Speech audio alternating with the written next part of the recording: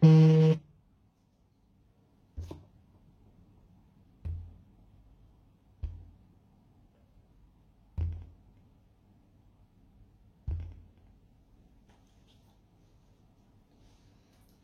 warahmatullahi wabarakatuh, sahabat semua dimanapun Anda berada. Kita sebentar lagi akan mengadakan siaran langsung. Dan seperti biasa kalau Bosman yang bicara pasti ada sesuatu yang baru, yang sangat penting, yang saya pikir teman-teman selagi di rumah, lagi santai, sudah sholat isya, sudah makan malam, kita akan menggosip. Kita akan mulai, masih 1 menit lagi. Saya lagi mempersiapkan. Biasa saya selalu meminta cek suara. Kalau ada yang bermasalah atau pencahayaan mohon dikabari. Kita masih belum mulai. Kita bersiap-siap dulu. Dan sebelumnya saya menyapa dimanapun sahabat malam ini berada. Terima kasih sudah memilih bersama Bosman di acara ulang tahun ketiga Santara, dan tentunya di atas itu semua ada informasi yang buat Anda butuhkan supaya kita bisa melewati masa pandemi yang sangat berat kita harus lalui semuanya saat ini. Oke.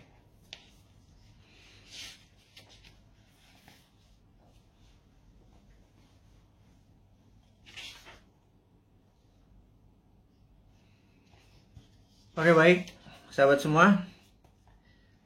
Assalamualaikum warahmatullahi wabarakatuh. Salam sejahtera, salam sehat semuanya.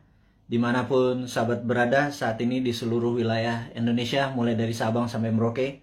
Kita tahu Jawa Bali saat ini masih PPKM level 4. Yang tertinggi itu berapa ya? Saya nggak tahu ya. Saya ini diajari begini-begini. Saya agak sedikit gaptek atau kadang-kadang misinformation. Level 4 itu tertinggi atau terendah? Saya kurang tahu, tetapi yang jelas level 4 itu mall belum dibuka kalau nggak salah, dan masih sama seperti yang selama 2 minggu atau 3 minggu terakhir kita mendapatkan di Jawa Bali. Jadi sahabat semua, kita tahu PPKM level 4 ini akan sampai tanggal 2 Agustus, dan hari ini informasinya yang terpapar sampai 45.000, naik lagi kemarin 28 ribuan, sekarang balik lagi ke 45 ribuan yang terpapar, dan ini sungguh sangat berat. Kalau hal ini terjadi, ini feeling saya aja ya, feeling saya sekali lagi, ini bukan sesuatu analisa atau dari data. Feeling saya kalau sampai tanggal 2 Agustus tidak juga turun, masih 30.000 sampai 40.000 yang terpapar, maka tujuannya, sahabat semua ya, kita belum berbicara yang lain dulu, kita biar memahami kondisi saat ini. Jadi niat pemerintah mengadakan PPKM yang saya sampai sekarang lupa artinya apa gitu, mohon maaf, ngapunten pisan, ngapunten. Jadi yang jelas adalah kita waktu awal-awal Juli itu kita terpapar 30.000, 40.000, 50.000. Kemudian pemerintah berharap kalau itu turun sampai di bawah 10.000 yang terpapar per hari, maka itu adalah masa PPKM dilepas dan kita kembali berkehidupan sosial seperti biasa, normal gitu ya. Dan ternyata setelah kemarin PPKM itu gagal membawa ke angka 10.000, kemudian diperpanjang lagi, dan sekarang diperpanjang lagi setelah sampai tanggal 25, 26 diperpanjang lagi, sekarang diperpanjang lagi sampai 2 Agustus. Nah, yang diharapkan adalah dengan PPKM itu adalah pergerakan manusia, human movement adalah di bawah 50%. Tapi kalau bisa 70%. Tapi apa daya, faktanya hanya 15%, alias yang 80-an persen masih bergerak seperti biasa. Karena itu tidak ada perubahan yang signifikan, walaupun cukup ketat di sana sini membatasi, tetapi agaknya perut lapar dan kebingungan akan rekening di bank dan kantong menipis itu membuat logika beberapa sahabat kita yang 80% ini nggak bisa diam gitu ya. Sangat bisa dimengerti, dan pemerintah berat sekali kalau masih 15% yang berada di rumah, kemudian dicoba perpanjang lagi, dan faktanya hanya 20%-an yang berada di rumah, alias yang 80%-an masih keluyuran keluar, walaupun makanan, bisnis sudah tidak banyak dibuka lagi. Dan masukan dari beberapa teman yang dulu pada saat di rumah dia pakai Gojek, pakai GoFood, pakai pesan-pesanan online, food online, ternyata rekening bulanannya meledak. Tidak bisa juga dia belanja tiap hari pakai food online, dan ini membuat mereka mengurangi belanja online. Dan yang terjadi adalah banyak pengusaha yang pivot dari manual pindah ke digital, juga tidak dapat penjualan yang baik. Akhirnya banyak orang sekarang masak makanan di rumah. Jadi pebisnis yang tadinya pivot sebentar ternyata tidak survive juga. Itu adalah fakta-fakta yang terjadi. Jadi saya rangkum bahwa yang diharapkan adalah 50% orang berada di rumah, faktanya hanya 15%. Sampai 2 kali perpanjangan PPKM, tidak turun juga sampai di bawah 10.000, masih 40.000 yang terpapar per hari, 45.000 hari ini. Dan kalau begini terus sampai tanggal 2 Agustus, maka kemungkinan besar PPKM ini akan diperpanjang, baik itu di level 4 atau level 3, cabenya mungkin pedesannya agak berkurang. Tetapi kita harus melihat fakta, sebentar lagi 17 Agustus gitu ya. Di sini masyarakat bergerak lagi. Jadi kalau itu bergerak lagi, masyarakat bergerak lagi, itu tidak pernah turun-turun di bawah 10.000. Dan berita buruknya PPKM akan berkepanjangan. Jadi saya pikir masalah pemaparan COVID dengan PPKM ini terbukti tidak efektif gitu ya. Nah, mungkin kalau di setiap rumah dikasih duit 5 juta per 2 minggu, yang di daerah terpapar PPKM per kepala keluarga, mungkin mereka semua akan memilih diam, karena kalau mereka keluar mereka didenda 5 juta gitu ya. Kalau di dalam rumah dikasih 5 juta. Jadi kalau keluar rumah di charge 5 juta. Mungkin orang Indonesia tuh memang mungkin jangan-jangan nggak bisa dipanis atau nggak bisa dihukum. Yang orang Indonesia tuh cocoknya adalah diberi hadiah atau diberi insentif. Jadi ya kepada kepala negara, pejabat saat ini, ya mbok pakai alternatif kedua, jangan dilarang. Kasih aja sudah duit, kasih vitamin gitu ya. Udah lepas aja, jangan-jangan ini pakai herd immunity, mungkin ya, karuan aja. Jadi ya vaksin diteruskan, vitamin dikasih setiap rumah, duit dikasih 5 juta sebulan gitu ya. Mungkin mereka akan manut sama pemerintah dan gagasan-gagasan ini tadi. Oke. Kemudian saya juga ingin mengabarkan bahwa kita mempromosikan yang namanya kibarkan bendera putih jika Anda atau sahabat semua punya masalah keuangan, masalah kesehatan, dan tugas sahabat semua adalah menurunkan bendera putih itu dengan menolong mereka. Jadi bendera putih itu adalah tanda, bukan menyerah, bukan kalah. Itu adalah tanda Anda butuh pertolongan gitu ya. Kita bingung kalau bendera kuning nanti di sebagian wilayah dibilang kematian, tapi di daerah Makassar putih malah dibilang kematian. Tapi ini bukan itu masalahnya. Kita hanya ingin memberi signal dari sesama untuk sesama bahwa kalau ada bendera putih naik, tanya dia, tolong dia gitu ya. Tetapi saat ini pemerintah dan partai yang mendukung pemerintah agak sensi gitu ya. Dianggap gerakan bendera putih ini adalah gerakan politik yang menganggap kalau itu banyak bendera putihnya dianggap pemerintah ini tidak perform, dan bendera putih ini gerakannya dicoba diganti dengan memasang bendera merah putih, yaitu pejuang melawan COVID. Ini yang saya sedikit heran, kok sensitif banget sih ya pada saat orang atas nama kemanusiaan bergerak dicap mau berpolitik gitu ya. Enggak lah. Kali ini nih politik nomor 5 kali. Nomor 1 adalah humanitarian atau keselamatan sesama anak bangsa. Kalau pemerintah nggak bisa bantu, kita coba bantu dengan berkontribusi menurunkan bendera putih. Jadi bendera putih sekali lagi bukan gerakan politik. Dan kalau Anda, wahai pejabat, sekarang memutuskan untuk memasang bendera merah putih sebagai bentuk perjuangan terhadap COVID, kita dukung juga gitu ya. Bendera merah putih kita naikkan. Tapi kalau teman kita lapar, kodenya apa? Kalau ditaiknya bendera merah putih kan perjuangan gitu ya. Nah, tapi terlalu politik. Sekali lagi, ini bukan politik. Nggak ada niat untuk kita yang mempromosikan bendera putih ini sebagai gerakan politik. Gerakan bendera putih adalah gerakan sosial. Tidak ada niatan untuk berpolitik. Anda aja yang menjabat. Toh 2024 Anda juga selesai semua jabatannya ya. Dan saya titip ya, tolong utangnya jangan banyak-banyak. Karena kami repot bayarin utang Anda gitu ya.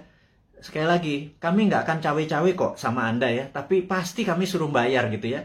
Dan Anda, ya mbok jangan nambah lagi utangnya gitu ya. Berat loh, hampir 6.500 triliun utangnya saat ini. Dan pilihannya Ibu itu juga masih ngutang lagi, nambah 500 triliun lagi. Itu kalau hampir berapa ya kalau nanti di akhir masa jabatan hampir 10.000 triliun, itu kalau bunganya 5% setahun itu 500 miliar, hanya 500 triliun hanya untuk bayar bunganya. Kasihan Pak, kita nih Pak, New Mind ini Pak, nyaurin utang gitu ya. Anda dapat nama sama pestanya, kita yang nyuci piring Pak. Ya kasihan dikit lah, kasihan dikit buat anak-anak New Mind yang nanti berkuasa ini ya Pak ya. Jadi wahai pejabat, sekarang Anda boleh lakukan apapun, tolong jangan nambah utang gitu ya. Pusing kita nanti bayarnya, anak cucu kita bayarnya. Dan tapi tenang, kalau New Mind berkuasa, Anda nggak diganggu kok. Nggak ada masalah legal, nggak masalah buzzer menyerang Anda. Nggak lah. Anda aja yang pakai buzzer itu untuk membunuh karakter orang-orang yang tidak setuju. Silahkan Anda aja. Kita tidak akan balas. Itu bedanya. Kita akan mikul dur, mendem jeruk. Kita mendem rasa kita. Kita akan kelarkan ini. Tidak ada dendam di antara kita. Bahkan Anda ngutang, monggo. Tapi jangan banyak-banyak. Karena kita akan nyaur, tenang ya. Saya nggak yakin Anda bisa nyaur atau membayar utang tersebut. Tapi New Mind bisa. Jadi sekali lagi, pesan kepada pejabat, Anda masih punya 3 tahun. Bendera putih bukan gerakan politik. Bendera merah putih Anda adalah gerakan politik. Anda mau berjuang melawan COVID, kita juga berjuang melawan COVID. Kita mau membantu sama, itu adalah gerakan kita. Anda nggak dukung, nggak apa-apa. Anda mau menjalankan 3 tahun lagi, monggo, silahkan, kami nggak cawe-cawe. Tapi pesan satu aja, jangan nambah ngutang ya, gitu. Karena repot kalau ngutang diperpanjang. Karena pasti kami yang nyaur, kami yang ini. Anda sekarang silahkan terus kedua, Anda boleh menggunakan buzzer, silahkan membunuh siapapun yang Anda mau oposisi, Anda mau eksekusi dengan buzzer Anda, silahkan. Tapi nanti jangan harap, kami nggak akan gabung dengan oposisi, kami juga nggak akan gabung dengan itu. Kami anggap semuanya old mind ya, mau oposisi mau incumbent, kami anggap semuanya old mind ya. Sekali lagi kami ulangi, New Mind itu menganggap oposisi saat ini dan incumbent itu adalah old mind. Kenapa kami bilang oposisi itu adalah old mind? Karena sampai sekarang oposisi itu tidak juga memberikan solusi kepada pemerintah. Dan kedua, pemerintah saat ini bengep-bengep berjuang gelundang-gelundung sendirian, keberatan, ditolong, disaranin, gak denger, ya wis, kita cuma bisa ngasih saran, kita gak pernah ngeritik loh, ngeritik kasih saran, atau ngasih saran sekalian, Anda gak pakai silahkan, nanti kita pakai gitu ya. Jadi sekali lagi, New Mind itu bukan oposisi, New Mind itu bukan incumbent, New Mind adalah NKRI garis lucu, dah gitu ya. Jadi pesan kami sekali lagi kepada pejabat, jangan pernah ngutang gedean karena kasihan New Mind. Tapi kalau Anda bisanya ngutang, ya monggo, yang penting hidup ini NKRI masih tetap nyambung. Tapi kita akan semangat terus melunasi utang Anda, satu. Yang kedua adalah kita tidak akan cawe-cawe, kita nanti tidak akan punya buzzer gitu ya. Kita akan menggunakan semuanya baik, semuanya terbuka, semuanya pakai tepo seliro. Kalaupun saya nggak ngerti ya, saya mungkin nanti atau teman-teman akan sowan kepada senior-senior itu gitu ya. Gimana ngurusnya waktu itu. Tapi yang New Mind tetap kita akan humble, rendah hati, dan tidak punya dendam ya. Itu kita berita yang di awal dialog malam ini, di malam Selasa di tanggal 27 Juli, di mana saat ini Santara alhamdulillah baru berusia 3 tahun, dan kami menyatakan masih perjuangan masih panjang untuk menolong UKM, akar rumput. Kami baru saja menyalurkan total 3 tahun itu tidak sampai 200 miliar. Kami membutuhkan UKM-UKM yang masih membutuhkan dana. Karena sekali lagi kami melihat bahwa UKM lah bisnis yang survive di masa krisis, yang tetap eksis di masa krisis adalah UKM, terbukti tahun 98 UKM yang survive, tahun 2008 sewaktu subprime mortgage menimpa dunia, UKM-nya survive, dan tahun ini, tahun COVID, tahun pandemi, itu pun UKM yang bisa survive. Dan kita tahu UKM saat ini dianaktirikan oleh old money, karena kita tidak bisa minjam kredit kita dibatasi, hanya daerah-daerah tertentu, harus punya jaminan dan lain sebagainya.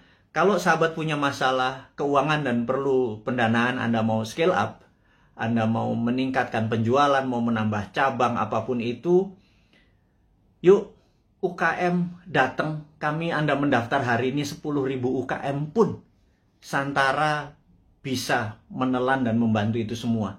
Kami akan gulung komeng kerja keras seperti pemerintah saat ini membantu rakyatnya. Kita membantu sisi UKM-nya saja. Kami siap, dan kami tadi rapat semua di keluarga besar Santara untuk mulai hari ini, tanggal 27 Juli 2021, 3 tahun usia Santara.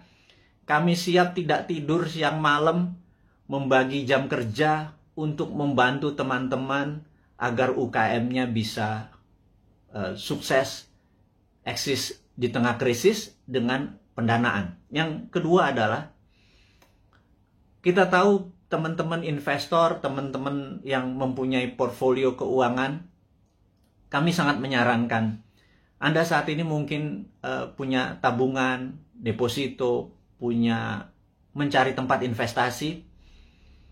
Anda tidak perlu investasi besar yang beresiko, seperti misalnya di dunia properti Anda harus beli tanah dulu, seperti di usaha-usaha yang lainnya. Sementara uang atau modal Anda terbatas, katakanlah kecil, di bawah 10 juta, di bawah 20 juta gitu ya, dimana investasi yang lain besar-besar. Urun dana adalah kita bersama-sama bergandengan tangan membantu UKM. Jadi underlying uang kita adalah UKM, dunia nyata, dunia real.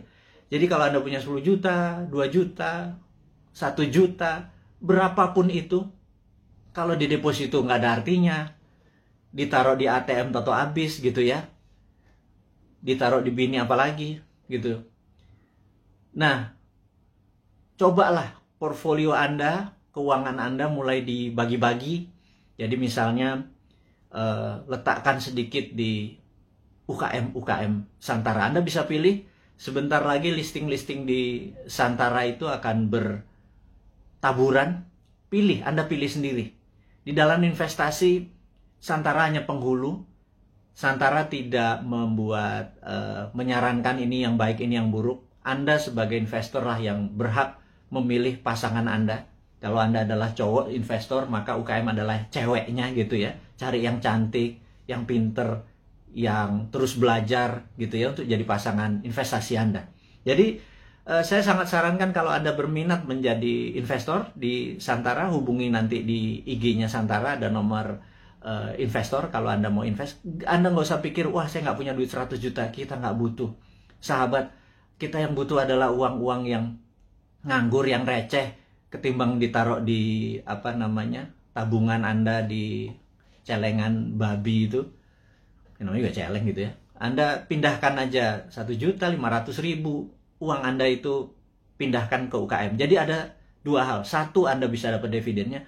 Dua, Anda menolong ekonomi saudara kita sendiri, para UKM. Jadi itulah filosofi Santara dan niat Santara untuk membantu. Dan Santara saat ini kami ingin melaporkan juga bahwa dalam 2-3 tahun ke depan, dan mulai dari ulang tahun yang ketiga ini, kita akan membuat Santara Internasional. Jadi Santara Viet di Vietnam, Santara Thai di Thailand, dan Santara Filipina. Itu 3 negara akan kita buat duluan. Jadi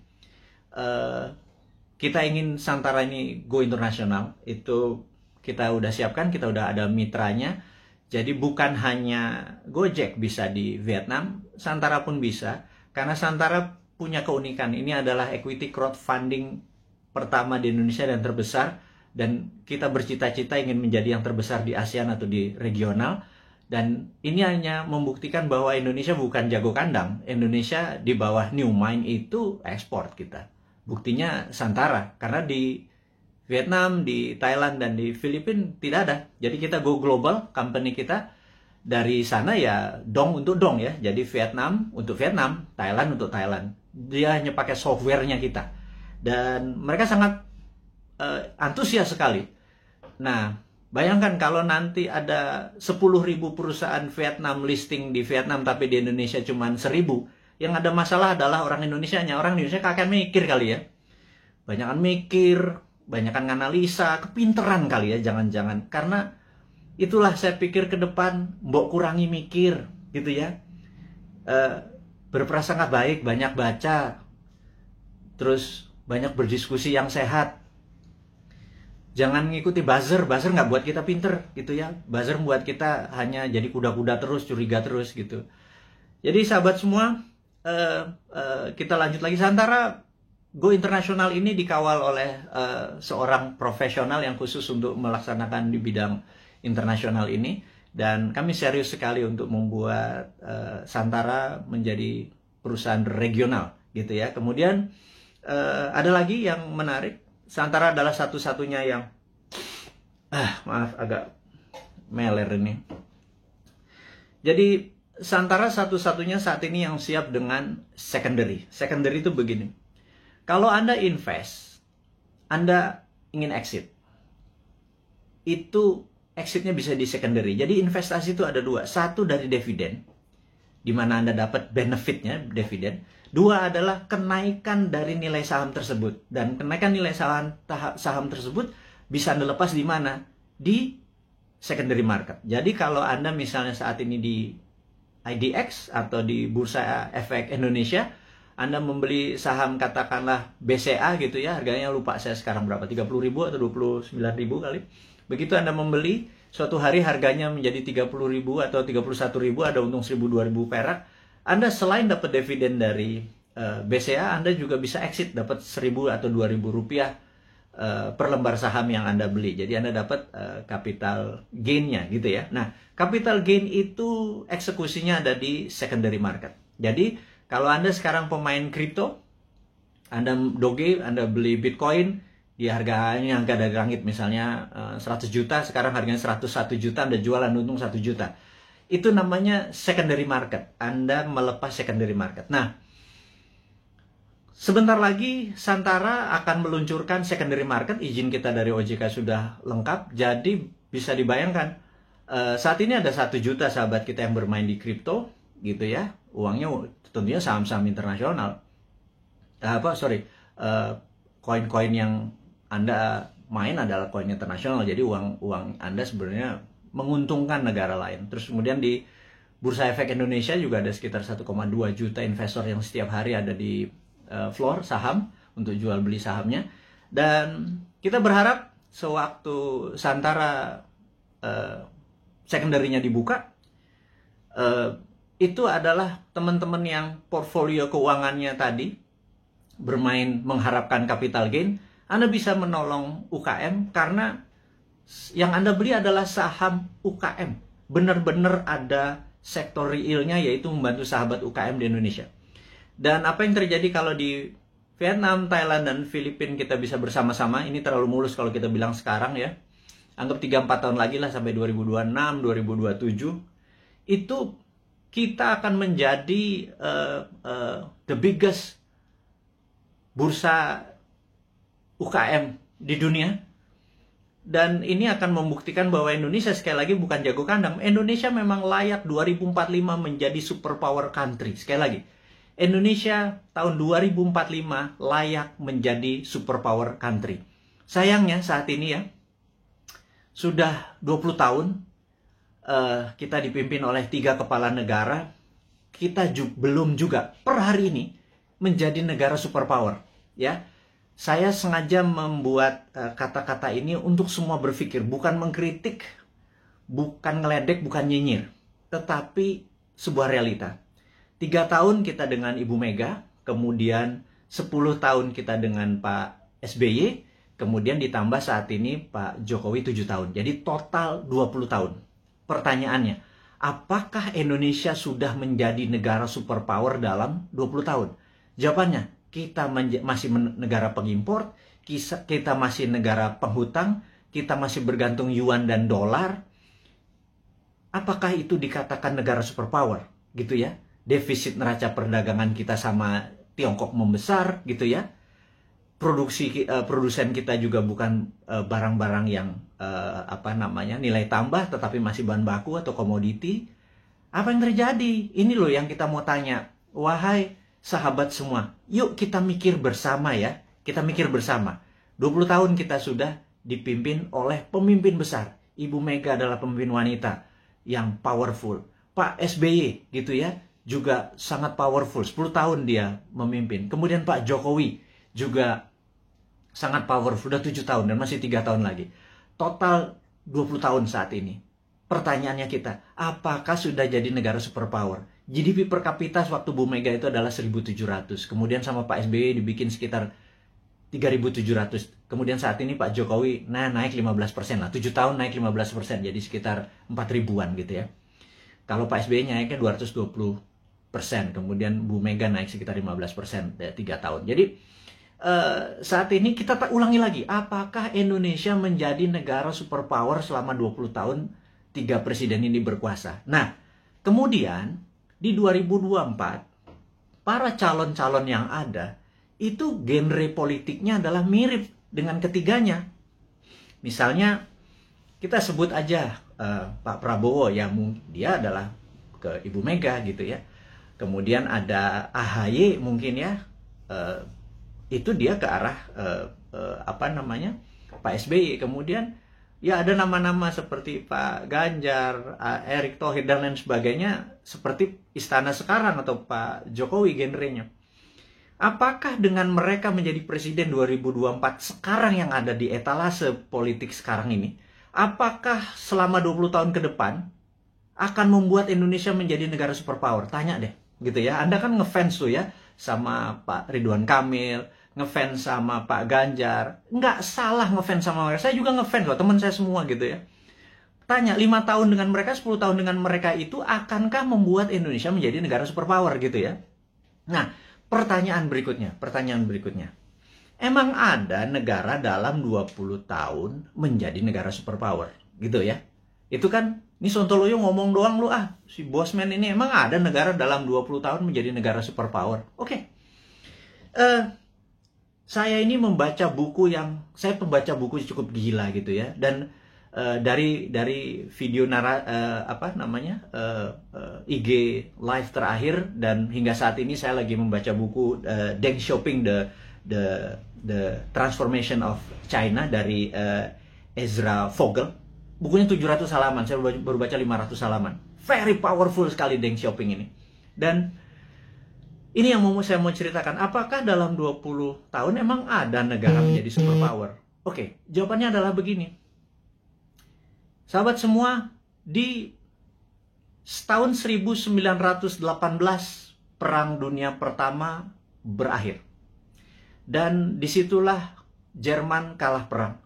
Jerman harus menanggung hutang atau biaya Perang Dunia Pertama yang rusak tadi ke negara pemenang perang. Jadi sudah Jermannya miskin, Jermannya harus membayar kerusakan yang dia buat.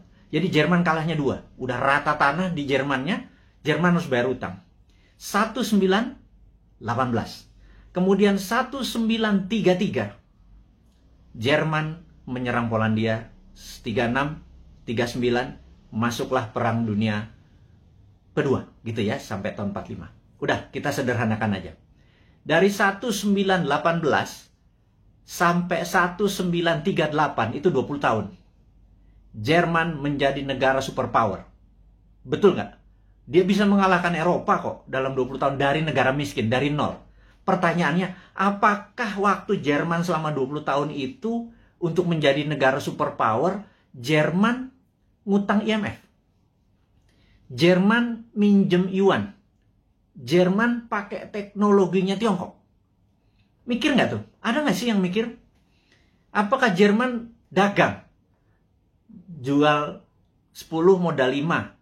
Untung 5 ditabung untuk membangun Jerman yang modern, membuat alat perang yang kencengnya bukan main, membuat kekuatan militer dan bangunan terbesar di Jerman hanya dalam 20 tahun.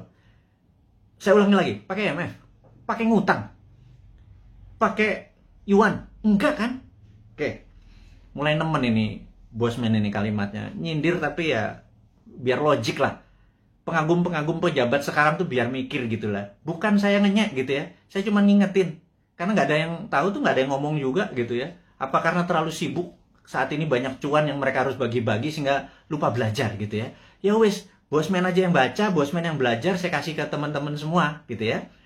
Berikutnya adalah Jepang 1945, Jepang rata tanah. Jepang rata tanah. Hiroshima Nagasaki itu rata tanah. Pusat perdagangan dia udah nggak produksi lagi. Kemudian 1964, 19 tahun, ada yang namanya Olimpiade Tokyo. Seperti sekarang nih, ada Olimpiade Tokyo. Anda harus nonton. Waduh, itu atletnya model semua itu. Ada Alika Smith, ada Robin dari Kanada, ada yang Jerman. Udahlah, Anda nonton dah. Jangan kebanyakan nonton acara sinetron di Indonesia, itu nggak ada pelajaran apa-apa itu. Sekarang udah sehat, kita semangat nonton Olimpiade yang saat ini ada di Tokyo gitu ya. Oke, balik lagi ke selama 19 tahun, kemudian Jepang membangun di tahun 1964, Jepang mengadakan Olimpiade Tokyo, dan itu adalah Olimpiade modern pertama di dunia. Atlet-atlet yang datang ke sana terkagum-kagum, kok bisa Jepang menjadi negara yang sangat maju gitu ya di dalam tahun 64 itu. Dan kemudian tahun 80-an alias 20 tahun setelah itu, kita bicara tahun 80-an, ada Sony, ada Toyota, itu menguasai dunia seperti China sekarang. Jadi ternyata bisa tuh menjadi negara superpower dalam 20 tahun gitu ya. Nah, kemudian tahun 79, Tiongkok jangan tanya, Tiongkok rata tanah. Mao Zedong itu merusak semuanya, membakar orang-orang pinter, buku dibakar. Sampai orang yang Mao Zedong tidak sukai berkuasa atau mendapat kesempatan memimpin yang namanya Deng Xiaoping. Deng Xiaoping ini dalam pidatonya sering mengucapkan kata-kata demokrasi. Sangat menarik. Demokrasi ini bukan berarti hanya pemilihan langsung, tapi demokrasi ini adalah semua orang yang berprestasi itu boleh mendapat jabatan yang tertinggi. Jadi orang berprestasi bukan karena dia membantu pemenangan terus dijadikan komisaris, bukan ya, bukan seperti itu ya. Jadi benar-benar berdasarkan merit atau prestasi, namanya meritokrasi. Nah, demokrasi ini adalah membebaskan semua orang yang berprestasi untuk menduduki jabatan penting.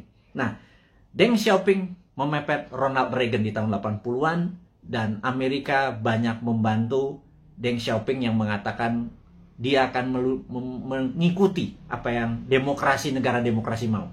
Ini yang saya bilang dia main 3 kaki. Kemudian dia harus memilih, dia berpihak ke Rusia, Soviet, atau ke Amerika. Dia main 2 kaki. Ke Soviet sesama komunis, ke Amerika pura-pura ikut demokrasi. Di tahun 1989, Deng Xiaoping menghadapi sebuah dilema yang besar di mana demokrasinya meminta banyak korban, dan disitulah ada 2 pilihan: soft power ikut demokrasi atau hard power China mulai berdiri sendiri.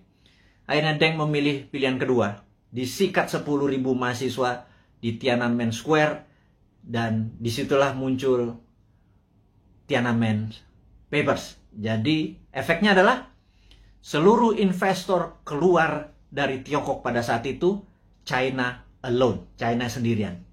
Di tahun 89, para petinggi PKC, Partai Komunis Cina, memutuskan fuck IMF. Kalimat gue ngomong gini gak apa-apa ya. Kemudian dia mengatakan waktu ada Tiananmen, Gorbachev itu ada di Tiongkok. Deng Xiaoping di bukunya bilang, Gorbachev goblok katanya gitu. Nah, akhirnya benar, perestroika dan glasnost-nya Gorbachev merubuhkan Uni Soviet gitu ya. Sementara Deng Xiaoping dengan protokol Tiananmen-nya membuat China 89 ya, sendirian, semua ditinggalin sama perusahaan-perusahaan asing. Dia mulai memprinting renminbi dengan yuan dan lain sebagainya, itu udah saya lama ceritakan. Puncaknya adalah tahun 2008 pada saat Olimpiade Beijing. Jadi tahun 1989 sampai 2008 adalah 19 tahun. Oke, kita buletin aja. 20 tahun. China menjadi negara superpower. Sekali lagi, sejak saat itu sampai sekarang 20 tahun kemudian 2013, China punya policy mulai ofensif, mulai menyerang, mulai keluar untuk membuktikan kedikjayaannya dia. Selama 3000 tahun, Tiongkok adalah negara trader terbesar di dunia. 200 tahun terakhir, Eropa masuk ke Shanghai, ke Beijing, dikasih narkoba, opium, membuat goblok orang-orang Tiongkok. Dan membuat Deng Xiaoping bilang, kita harus merebut balik. Kemudian apa yang terjadi 20 tahun setelah tahun 89, tahun 2008 adalah puncak ekonominya Tiongkok. Dan sekarang dia terus berjalan 20 tahun kemudian. Dalam 40 tahun, Tiongkok kembali menjadi negara trading terbesar di dunia dan negara kedua terkaya setelah Amerika. Sekali lagi, sahabat semua, ini membuktikan bahwa dalam 20 tahun harusnya Indonesia bisa menjadi negara superpower. Setidaknya road to become superpower country. Nah, 3 tahun Bu Mega, 10 tahun Pak SBY, dan 7 tahun Pak Jokowi, dia sudah do the right thing. Sekali lagi, sudah do the right thing. Ke depan, 20 tahun ke depan, sampai 2045, Indonesia untuk menjadi negara superpower, apakah genre old mind Anda masih mau pakai? Kalau Anda mau pakai ya silahkan, karena ini kan demokrasi, gitu ya. Tetapi kalau Anda mau memakai new mind, ini persis seperti apa yang Tiongkok lakukan, seperti Jerman lakukan, seperti Jepang lakukan. New mind punya konsepnya. Monggo, yang menjadi presiden yang sekarang ada di etalase, monggo. Tetapi kalau mau pakai konsepnya new mind, kita sudah lengkap. Inilah sahabat semua, sahabat-sahabat Bosman, kaum Sontoloyo dari Republik Sontoloyo ini. Saya minta Anda semua sekarang mempromosikan ini semua. Bukan karena Bosman mau jadi presiden. Enggak, lupakan. Enggak penting. Yang penting kita cuma sejahtera. Untuk sejahtera itu harus punya konsep menjadi negara besar di tahun 2045. Gitu ya. Nah, untuk itu sekali lagi sangat rinci. Gimana caranya? Yaitu contohnya adalah kita tahu UKM saat ini 97% angkatan kerja itu adanya di UKM. Saya ulangi lagi. 97% angkatan kerja itu ada di UKM. Gara-gara pandemi, 9,7 juta sahabat kita menganggur. Karena Pak, UKM yang terpukul. Berikutnya, UKM saat ini belum menjadikan karpet merah difasilitas oleh pejabat negara. Karena kita belum bisa berdaulat UKM itu. Padahal ada lebih 50 juta UMKM ya. Dari mikro, kecil, menengah. Yang menghidupi 97% angkatan kerja. Jadi, kalau angkatan kerja ini mau mendapatkan lapangan kerja, bukan perusahaan besar yang dikasih pendanaannya, tetapi perusahaan UKM, gitu ya. Nah, Santara saat ini hadir untuk membuktikan bahwa konsep new mind itu berjalan. Dari kita untuk kita, dari sesama untuk sesama. Ingat, bendera putih adalah dari sesama untuk sesama. Kita nggak perlu IMF, kita nggak perlu Yuan, kita nggak perlu Jepang, kita nggak perlu Amerika, kita nggak perlu Tiongkok. Setuju ya? Dari kita untuk kita, itu bendera putih. UKM juga harusnya dari kita untuk kita. Jadi, investor receh masuk 2.200.000, 500.000. Tolong angkat itu UKM. Ada jutaan UKM yang mau kita angkat. Ada jutaan sahabat kita juga punya duit nganggur gitu ya. Gabungkan semua. Santara hanya platform. Santara bukan membuat UKM besar. Yang buat UKM besar ya para UKM-nya. Yang buat kaya adalah investor itu pilih UKM yang benar. UKM itu marginnya itu jauh lebih besar dari perusahaan-perusahaan besar. UKM itu untungnya bisa 30%, 40% gitu ya. Dan inilah yang saya harapkan teman-teman portfolio keuangan Anda. Sekali lagi, bagilah kalau Anda punya 10 juta, 9 juta Anda taruh dimanapun boleh. 10%-nya taruh deh di UKM. Anda membantu UKM, 10% membantu UKM. Kalau saat ini uang beredar adalah 6.000 triliun, 10%-nya masuk ke UKM atau 60 triliun. 60 triliun itu untuk menghidupi UKM itu adalah dari kita untuk kita. itu kita negaranya berdikari, nggak kita jadi ekspor, kita nggak ngutang gitu loh.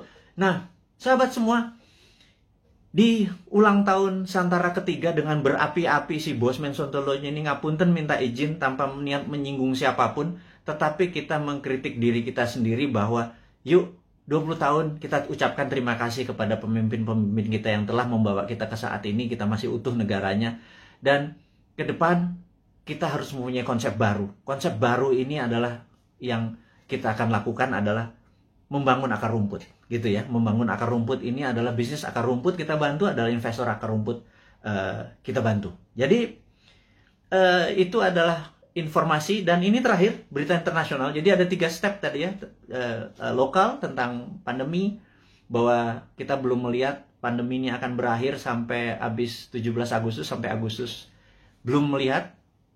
Kalau ditambah tadi masih itu, jadi kita harus melakukan strategi-strategi. Tetapi, nah ini kita harus bicara, tidak selalu sisi negatifnya. Selalu setiap hoax itu ada key, setiap jatuh itu ada naik gitu. Setiap jatuh pasti ada peluang. Nah, sahabat semua, kita mau mengingatkan bahwa kapan moment of greatness dari Indonesia itu. Moment of greatness adalah mulai Oktober 2022. Bukannya jauh ya, itu angka dekat sekali. Kenapa? Karena G20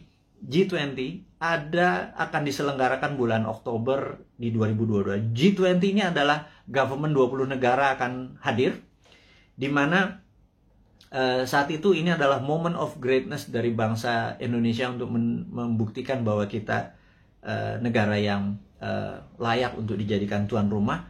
Dan pada saat itu kita harus menyiapkan, sahabat semua, menyiapkan sesuatu untuk momen sebesar ini itu tidak semalam atau 2 malam. Itu menyiapkannya dari sekarang ini. Jadi peluangnya besar sekali. Dan kita mau minta deal dengan dengan Pak BUMN, Pak Erik, dengan Pak Sandiaga Uno untuk acara G20 itu 80%-nya adalah UKM yang memberikan kontribusi bantuannya gitu ya. Nanti kita akan deal bersama-sama nih. Kemudian ada berita internasional sekarang. Kita mau duluan. Nomor 1 adalah kita menginformasikan bahwa kemungkinan besar Biden akan resign. Nah, ini Bosman ini kalau ngasih informasi ini rada-rada langitan sedikit. Bukan apa-apa.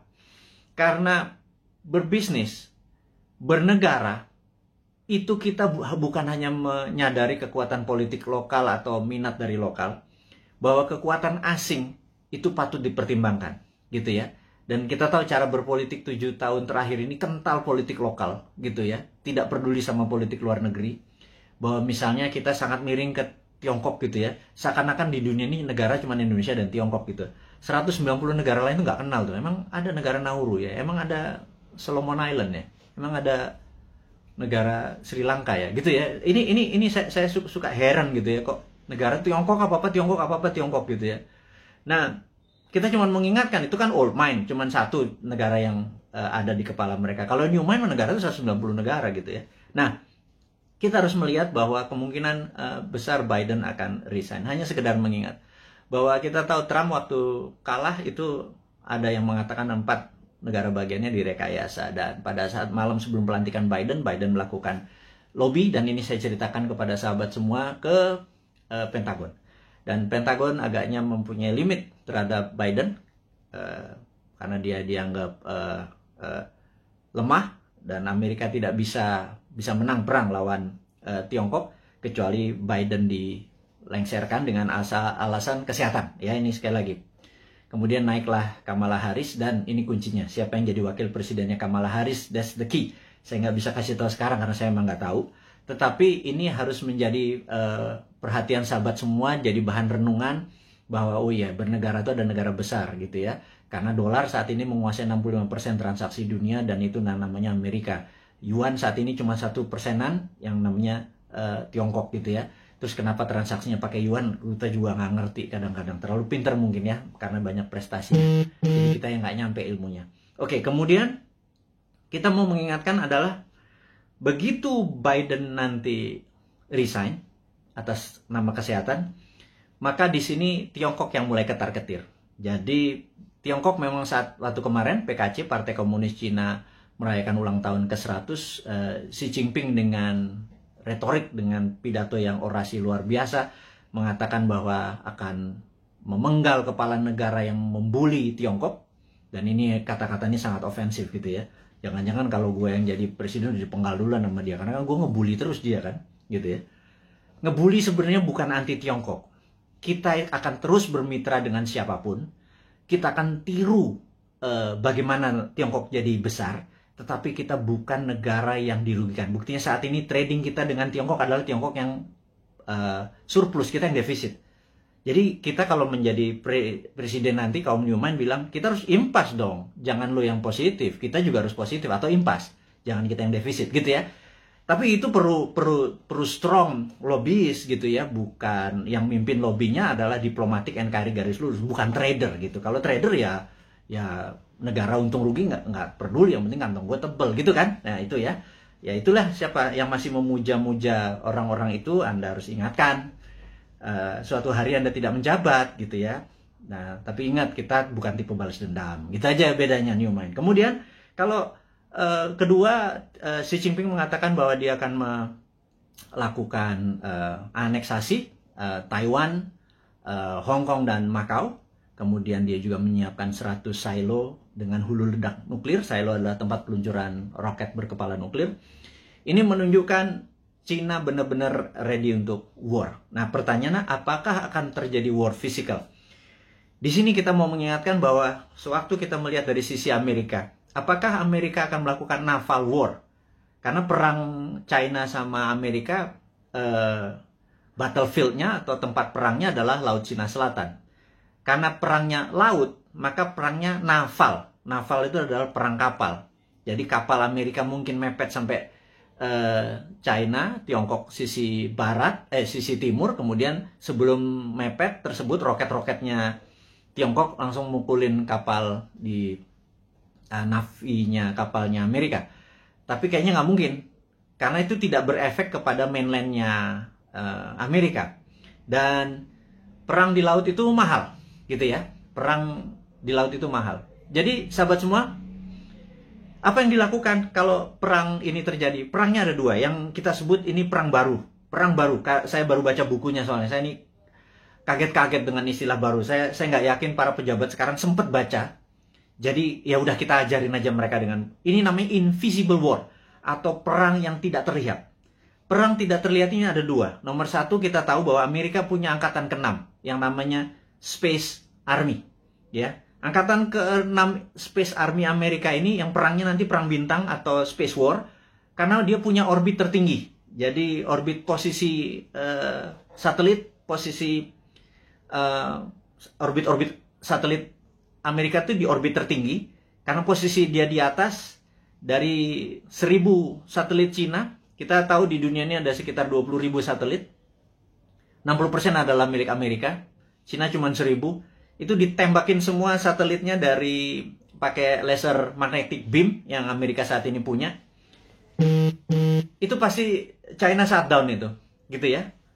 Kemudian kita mau mengingatkan lagi, invisible war kedua adalah pandemi, gitu ya. Jadi dihajar dengan pandemi di sisi bawah, di atas, di yang tidak kelihatan juga di sisi battle space, perang udara. Nah, teman-teman, apapun yang terjadi, perang antara gajah, dua gajah itu jangan pelanduk mati di tengahnya, jangan Indonesia mati di tengahnya. Karena itu kita selalu menantang old mind ini. Punya plan B nggak? Gitu ya.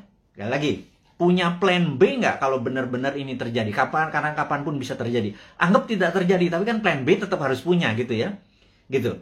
Misalnya kita tanya lagi, kalau vaksin yang 150 juta sudah divaksinin semua warga Indonesia, tetapi tetap aja COVID tetap merajalela, punya plan B nggak? Gitu ya. Nah, kalau nggak punya plan B, ini bernegara model apa sih kalian itu, gitu ya? Nggak ngerti geopolitik luar negeri, nggak ngerti pandemi, bahwa itu adalah war tool, strateginya adalah gagap, gitu ya. Kita sekali lagi, ini bukan mengkritik, ini mengingatkan bahwa kesadaran-kesadaran bernegara dari kaum Newman itu tinggi. Kita ini patriotis semua nih kaum Newman ini.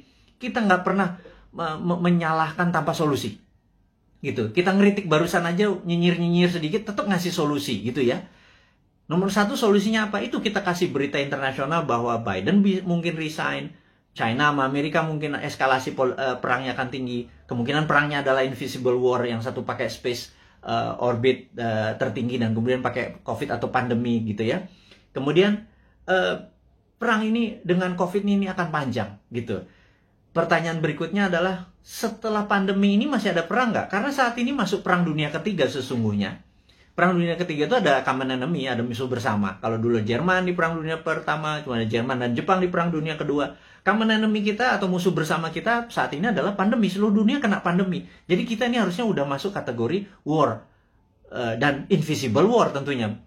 Musuh kita tak terlihat. Ini kita harus gandengan tangan sesama apa namanya, human atau homo sapien ini, sesama makhluk yang namanya manusia ini gitu ya. Jangan lagi bilang membeda-bedakan agama, ras, suku dan lain sebagainya negara. Jadi untuk perang lawan pandemi ini kita benar-benar satu saudara semuanya. Nah, yang harus diingatkan lagi adalah setelah pandemi ini kemungkinan besar, dan kita udah ngomong tahun lalu, kemungkinan besar ada yang namanya climate war atau perang cuaca. HAARP atau HARP saat ini sudah mulai saling tembak. Dan dulu selama 10 tahun biasanya di Alaska antara Rusia sama Amerika. Nah, HARP ini, Amerika pernah nembakin HARP ini membuat kelangkaan gandum. Sehingga gandum di Timur Tengah kurang karena tidak bisa disuplai oleh Rusia. Rusia dikerjain, waktu itu kering kepanjangan. Kelaparannya di Timur Tengah membuat peristiwa Mesir terjadi gitu ya. Ini semua ada relasinya dan sudah berhasil merubah. Jadi climate war ini akan membuat kelangkaan pangan. Nah, itu dunia ya, bukan Indonesia saja. Indonesia ini punya kelebihan, yaitu punya 2 musim. Musim hujan, lupa gua. Musim durian juga masuk harusnya ya. Musim kawin segala macam, lupa gua. Jadi bukan musim hujan dengan musim kemarau saja. Indonesia ini 90% wilayah yang mengandung air, H2O maksudnya. Kemudian alamnya ada vulkanik, tektonik, dengan setiap saat Allah memberikan, alam memberikan pupuknya. Kemudian kita juga memiliki laut yang menghasilkan ikan. Kita ini komplit sehingga Indonesia bisa menjadi, seharusnya kalau di bawah New Mind nanti, Indonesia menjadi the biggest food country. Kita akan banyak membangun food estate. Itu adalah solusi. Dimana pada saat selesai pandemic war, perang ini, kita akan menghadapi perang cuaca atau climate war, dan kita harusnya menjadi rule the world dengan cara itu.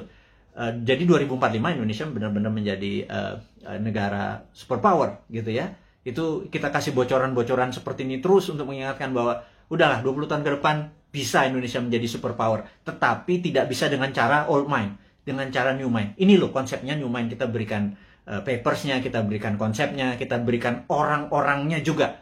Kalau Anda nggak, ini kita sepaket kok. Kita sering diskusi, kita banyak, ada sekitar 50-an sahabat-sahabat Bosman, berapa profesor segala macam. Terus saya bukan sendirian. Mana mungkin sih saya bisa buat video setiap hari segitu banyak, dan ilmunya adalah ilmu terupdate. Itu kalau nggak dengan profesor-profesor yang berada di sekeliling saya yang benar-benar mencintai tanah air ini dan benar-benar memahami geopolitik dan geostrategi. Itulah para kontributor yang terus membuat New Mind selama 3 tahun ke depan menjadi pinter. Yang saya harap sih sebenarnya saat ini kan masih 3 tahun, yang old mind minggir, sekitar 30 menteri minggir, menteri-menteri New Mind masuk gitu ya. Tapi ya benar-benar harus versinya New Mind. Nomor 1 misalnya BI kita bubarin di bawah, masuk di bawah Menteri Keuangan, jadi Dirjen Moneter gitu ya. Waduh, kalau kayak gitu mah waduh, kita printing money, kita kasih ke UKM produksi tentunya, bukan UKM non produksi. UKM produksi dulu supaya nggak terjadi inflasi. Inflasi adalah kalau uang beredar tidak sama dengan produksi. Jadi uang beredar harus sama dengan produksi. Berapapun uang dicetak selama produksinya sama, tidak ada inflasi. Kecuali ilmu lama ya, ilmu supaya kita ngutang terus dengan IMF, itu nggak boleh printing money. Yaitu ilmunya old mind. Monggo silahkan, masih 3 tahun lagi. Atau mau sekarang mau dibantu sama kita, boleh. Minggirlah 30 orang itu, atau minggir semua kabinetnya. Masuklah generasi New Mind ini. Nah kalau enggak ya udah, kita nunggu 3 tahun lagi. Tapi sekarang selama 3 tahun kita minteri 200 juta saudara kita debat ilmunya New Mind dengan Old Mind. Kita debat, kita buka, dan sahabat semua, Anda adalah pahlawan-pahlawan. 4.600 ini orang yang mendengarkan Bosman saat ini. Anda adalah orang-orang yang luar biasa yang punya ilmu ini. Yang Anda, saya yakin Anda berdebat dengan siapapun, Anda udah punya basic ilmunya yang luar biasa. Nah, terakhir saat ini informasinya sahabat semua, Entah bagaimana di YouTube itu banyak sekali cerita tentang Satrio Piningit gitu ya. Ini saya mau meluruskan lagi. Satrio Piningit adalah dulu Jayabaya menyatakan pada saat ada goro-goro dan corona ini dianggap goro-goro yang meruntuh lantakan dunia, ini akan muncul Satrio Piningit atau Satrio yang dipingit gitu ya, dipingit, diumpetin gitu ya. Dan ada yang mengatakan Bosman ini video-videonya dia keluar tapi orangnya nggak keluar. Ini jangan-jangan Satrio Piningit. Saya bilang ini kurang ajar ini. Saya bilang jangan pernah menyebut Satrio Piningit itu Bosman. Nggak ada urusan, sekali lagi. Saya nggak pengen disamakan karena niat saya bukan begitu gitu ya. Terus ada yang bilang bahwa Pak Soekarno itu Jawa Timur atau Majapahitan, Pak Harto Jawa Tengah atau Mataraman gitu ya. Kemudian Pak SBY adalah Jawa Timuran, Majapahitan, Pak Jokowi Jawa Tengah, Mataram. Sekarang sudah masanya balik lagi ke Jawa Timur, Majapahitan, Bosman arek Jawa Timur, terus cocok Majapahitan. Saya bilang lo gila lo, analisa kayak gitu jangan ya. Tolong hal-hal seperti begini jangan diucapkan karena itu nggak penting gitu ya. Memang itu folklore atau cerita rakyat. Tapi sekali lagi nggak begitu. Yang jelas kita ke depan lebih mementingkan kebersamaan kita, dan siapapun yang jadi presiden nanti kalau bisa adalah mereka-mereka yang punya new mind. Jadi sahabat semua dimanapun Anda berada, saya ucapkan terima kasih sudah bersama-sama Bosman selama 1 jam ini. Kita ucapkan selamat ulang tahun Santara kepada kru dan kepada teman-teman yang membantu Santara selama 3 tahun ini. Saya ucapkan terima kasih. Dan kepada Santara kedepannya juga saya ucapkan semangat terus. Dan kepada sahabat semua, bantulah sesama-sama UKM. Dan kepada Anda UKM yang memerlukan dana, pergilah ke Santara. Dan kepada investor-investor Anda seperti saya yang receh-receh ini, monggo portfolio Anda masukkan ke Santara. Kemudian kita mengingatkan bahwa momen kita adalah G20, yaitu Oktober 2022. Yuk kita bareng-bareng membantu UKM. Kemudian kita tahu bahwa pandemi ini masih lama karena memang didesain atau pandemik atau pandemi yang diplan, yang direncanakan, ada yang ditarget. Kita terus menjaga kesehatan, dan kepada tenaga medis, tenaga kesehatan, kami semua di belakang Anda, jangan pernah menyerah. Terima kasih Anda sudah memberikan hati Anda, tenaga Anda. Saya dan kami cuma bisa mendoakan bahwa terbaik buat Anda, keselamatan buat keluarga Anda, terus menjaga kesehatan. Dan kepada sahabat semua di Indonesia dan dimanapun Anda berada, kaum NKRI garis lucu ini, teruslah mendoakan kita supaya menjadi yang terbaik, saling membantu sesama. Hairul kalam, saya ucapkan terima kasih. Wassalamualaikum warahmatullahi wabarakatuh.